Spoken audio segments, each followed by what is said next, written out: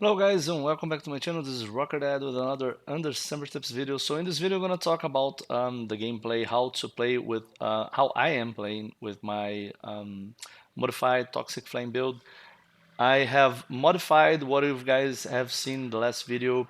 I was linking, activating release element using Lyghtning Typhoon, but I decided against that because you're going to use those two skills in different situations.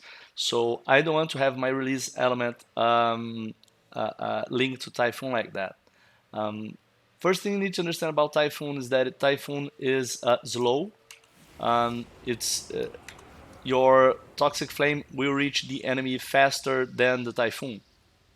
The Typhoon goes after the enemies, but because you will clear most of the mobs in the map quite fast with one or two hits of your Toxic Flame, or better yet, one or two dots of your Toxic Flame, um, the Typhoon is not fast enough. So you don't want to wait the Typhoon to reach the mobs, so you can apply the debuff, so then you can get the extra damage to kill the mobs. So you just kill the mobs with your Toxic Flame. So most of the times you will be killing mobs with Toxic Flame alone.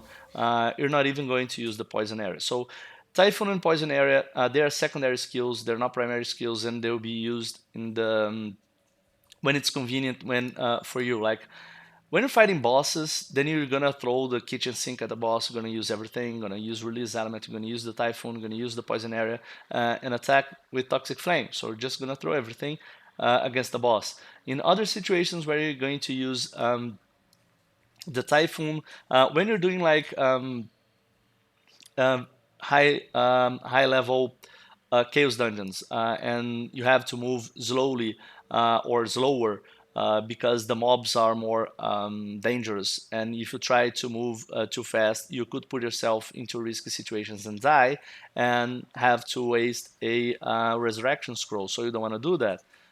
So you begin to move slower in higher level maps. Because of that, I have removed leap attack and I have put Lightning Typhoon in its place.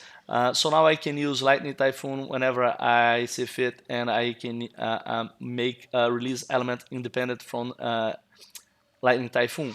Now, I chose Teleport instead of Leap Attack because Teleport it's easier to escape. Now, in higher level Chaos Dungeons, your movement skills, they're not so much for move faster on the map. At least I don't use them only to move faster on the maps. I try to avoid moving faster and teleporting forward because I don't want to put myself into dangerous situations. I use my teleport mostly to escape. So that's the goal of the teleport. Sometimes you face a large group of mobs with elites, or just very dangerous mobs, and you just want to move back. So you use teleport in that situation. Sometimes there's an elite chasing you, and you can just leave a poison area and teleport back, and then attack the group of mobs. The group of mobs, they, as soon as they walk on the over the poison area, they'll start dying quite fast. So whenever there's a large group of mobs, I leave the poison area and I teleport back and I fire. So that's when used. There are some maps that are not in open areas. They have like a lot of rooms like inside constructions.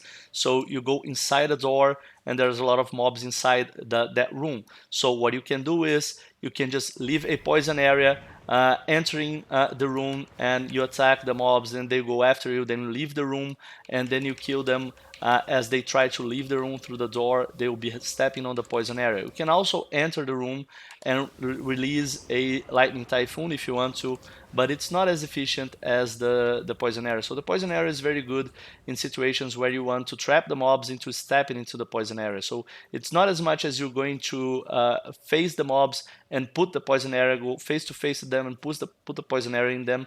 There are those situations like that as well, but as the maps increase in danger and in level, you'll be playing more carefully. So it's more like you putting the poison area and then stepping back and attacking them. If you don't have poison area, you can leave a typhoon and step back. It works almost as good as the poison area. So Now, when you're facing like yellow elites, the yellow elites, I like to just put a poison area in them, um, different from the large groups of mobs where I just leave the poison area and now I'm not going to wait for them. Now, you can target yellow elites with the poison area and it works quite well. What else can I tell you? Release element, always hold release element till you find good targets, because release element only lasts for a few seconds. So don't press release element if there are no mobs on the map. That's quite kind of obvious. And the rest is like just you adapting your gameplay to these skills and see if you like them or not. And you will create your own gameplay, your own way of playing them.